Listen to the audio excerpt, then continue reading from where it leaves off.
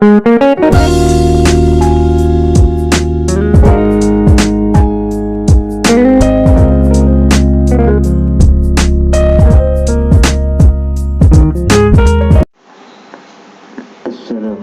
warahmatullahi wabarakatuh.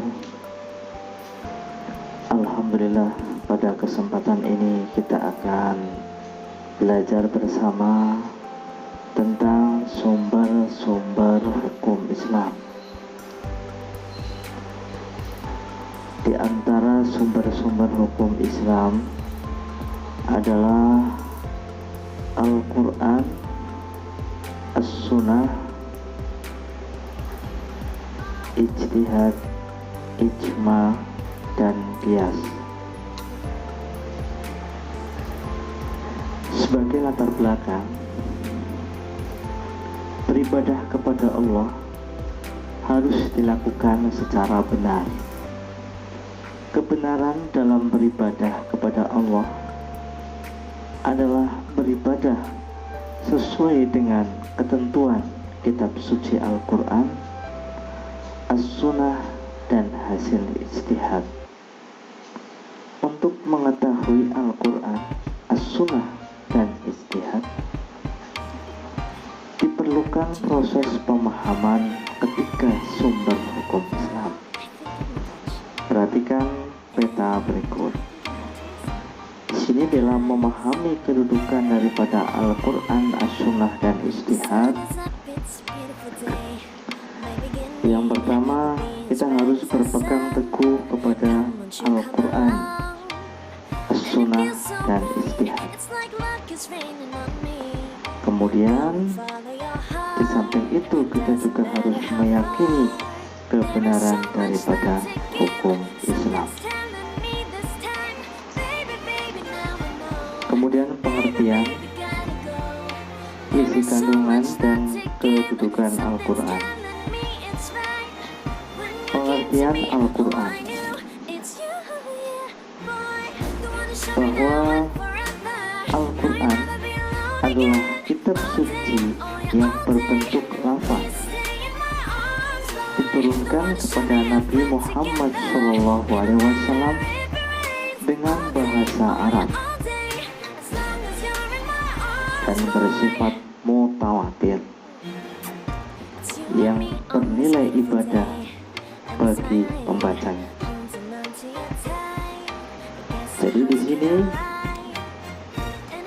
Al-Quran adalah bentuknya lafaz, kemudian diturunkan kepada Nabi Muhammad SAW, kemudian ditulis dengan bahasa Arab dan bersifat mutawatir. Dan yang terakhir adalah yang membaca adalah dikategorikan ibadah. Kemudian isi kandungan daripada Al-Quran ada tiga. Yang pertama adalah hukum i'tiqadiyah, yaitu hukum-hukum yang berkenaan dengan keimanan. Di sini kalau kita bahas keimanan daripada seseorang, maka keimanan seseorang itu bisa bertambah dan juga bisa berkurang. Kemudian yang kedua adalah hukum khuluqiyah, yaitu hukum-hukum yang berkenaan dengan akhlak. Pepatah Jawa mengatakan aji ning diri sokolati, aji ning dut, aji ning rogo soko busono. Itu artinya bahwa semuanya itu tergantung kepada Allah. Yang pertama dari ucapan, dan yang kedua adalah dari cara berpakaian. Itu keduanya merupakan akhlak. Yang ketiga adalah hukum amaliyah, yaitu hukum-hukum yang berkenaan dengan pelaksanaan syariah secara khusus mencakup segala perbuatan para mukallaf. Kemudian kedudukan Al-Quran. Yang pertama, Al-Quran sebagai sumber hukum pertama dan utama. Jadi kedudukan Al-Quran itu merupakan sumber hukum yang pertama dan utama. Jadi sebelum ada hukum-hukum yang lain, Al-Quran menempati posisi yang pertama. Kemudian sebagai penegas di bidang akidah dan ibadah, misalnya untuk hal akidah. Di sini berkaitan dengan akidah, kita tidak boleh memaksa atau mengajak orang lain yang sudah berakidah untuk mengikuti akidah kita, karena keyakinan daripada seseorang masing-masing itu berbeda. Jangankan orang yang berbeda agama, yang satu akidah saja ketika beribadah itu memiliki keyakinan yang berbeda-beda. Saya mencontohkan di sini, ketika takbiratul ihram, gerakan tangannya itu ada yang berbeda-beda posisinya ketika meletakkan kedua telapak tangan. Kemudian berbeda juga ketika tahiyat, ketika mengucap asyhadu alla ilaha illallah. Di situ juga berbeda, ada yang lurus, ada yang bergerak-gerak dan seterusnya. Itu semuanya adalah keyakinan masing-masing. Berikutnya, Al-Quran sebagai obat penyakit rohani. Kemudian sebagai pedoman hidup setiap mukmin. Kemudian sebagai pemberi kabar gembira. Kemudian sebagai pemberi motivasi lahirnya iptek. Lalu sebagai mukjizat terbesar Nabi Muhammad SAW yang tidak ada yang menandinginya. Kemudian pengertian as-sunnah. As-sunnah menurut bahasa ketetapan, cara, atau suatu hal yang biasa dilakukan. Sedangkan isi kandungan daripada as-sunnah yang pertama adalah sunnah qauliyah. Artinya sunnah yang berupa perkataan. Contohnya innamal a'malu binniyat. Segala sesuatu tergantung kepada niatnya. Yang kedua adalah sunnah fi'liyah. Artinya sunnah yang berupa perbuatan Nabi yang disimpulkan sebagai perintah atau larangan melalui contoh teladan Rasul. Contohnya sholat, zakat, dan haji. Itu yang termasuk sunnah fi'liyah. Kemudian sunnah takririyah, yaitu sunnah yang berbentuk pengakuan dan ketetapan Rasulullah SAW. Contohnya ada sahabat melakukan sesuatu dan Rasulullah SAW membiarkannya. Itu adalah sunnah takririyah. Kemudian kedudukan as-sunnah. pertama, sebagai dasar hukum Islam, menguatkan dan menegaskan hukum Al-Quran, menjelaskan dan merinci hukum yang masih global, menetapkan hukum yang tidak ada dalam Al-Quran.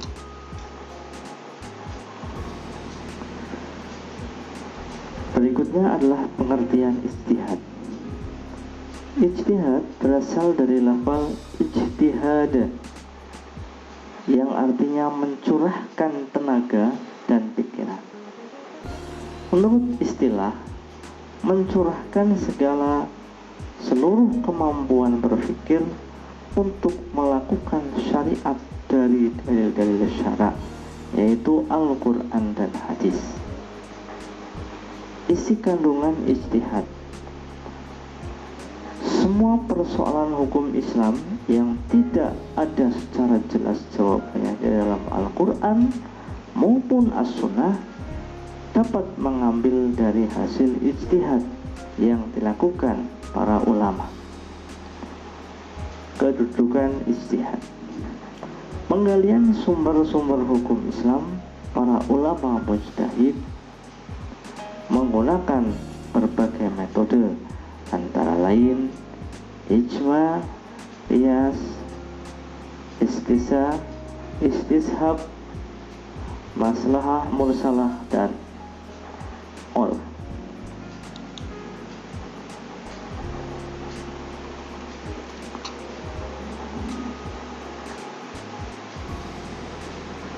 Kemudian kebenaran hukum Islam yang bersumber dari Al-Quran bersifat mutlak, artinya tidak ada keraguan sedikit pun sebagai petunjuk bagi orang-orang yang beriman. Umat Islam wajib meyakini Al-Quran sebagai sumber hukum. Untuk dapat meyakini kebenaran hukum Islam yang bersumber dari Al-Quran, umat Islam perlu melakukan tahapan-tahapan. Tahapan tersebut adalah kemampuan secara fasih dan artinya mampu memahami isi nilai urgensi secara bersungguh-sungguh. Kebenaran As-Sunnah sama dengan kebenaran Al-Quran. Kedudukan As-Sunnah terhadap Al-Quran adalah menguatkan. Jadi menguatkan apa yang ditetapkan dalam Al-Quran, menjelaskan isi Al-Quran yang bersifat global atau mujmal, dan menetapkan semua jenis hukum perbuatan mukallaf yang tidak ada di dalam Al-Quran. Dengan demikian, umat Islam wajib meyakini hukum Islam yang tertuang di dalam As-Sunnah, sebagaimana firman Allah Subhanahu wa ta'ala, "Wa ma atakumur rasulu fakhudhuhu wa ma nahakum anhu fantahu." Artinya, apa yang diberikan Rasul kepadamu maka terimalah, dan apa yang dilarang bagimu maka tinggalkanlah. Quran Surat Al-Hasyr ayat 7.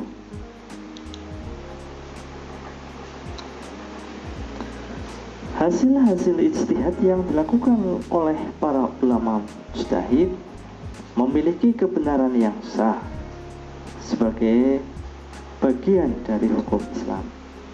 Sah hukumnya bagi umat Islam meyakini dan mengikuti hasil ijtihad ulama sebagai wujud nyata dari ketaatan kepada ulil amri.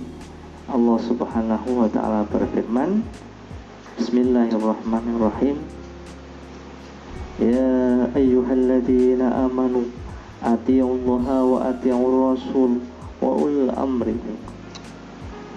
Wahai orang-orang yang beriman, taatilah Rasul dan ulil amri di antara kamu. Berpegang teguh pada nilai-nilai Al-Quran sebagai pedoman hidup dalam kehidupan sehari-hari samping sebagai bentuk kewajiban adalah untuk menyelamatkan manusia dalam mengarungi kehidupan di dunia dan akhirat. Nabi SAW bersabda, An Abdillah ibni Mas'udin radhiyallahu anhu qala, Al-Qur'anu syafi'un musyafi'un wa mahilu musaddiqun faman ja'alahu amamahu qaduhu ilal jannati wa man ja'alahu khalfahu saqahu ilan nar. Dari Abdullah bin Mas'ud radhiyallahu anhu berkata, Rasulullah SAW bersabda, Al-Quran adalah pemberi syafaat bagi orang-orang yang berhak menerima syafaat yang membacanya, dan sebagai pembela yang jelas. Maka barang siapa menjadikan Al-Quran sebagai imam, maka Al-Quran akan menuntun ke surga. Dan barang siapa menjadikan Al-Quran tidak sebagai imam, maka Al-Quran akan menggiring masuk ke neraka. Mengikuti as-sunnah berarti menjadikan as-sunnah sebagai pedoman dalam kehidupan sehari-hari. Umat Islam yang senantiasa berpegang teguh terhadap as-sunnah sebagai pedoman hidup akan memperoleh keutamaan dan manfaat. Keutamaan dan kemanfaatan tersebut sebagai berikut. Pertama, tercatat sebagai seorang hamba yang taat kepada Allah. Yang kedua, dicintai Allah dan diampuni dosa-dosanya.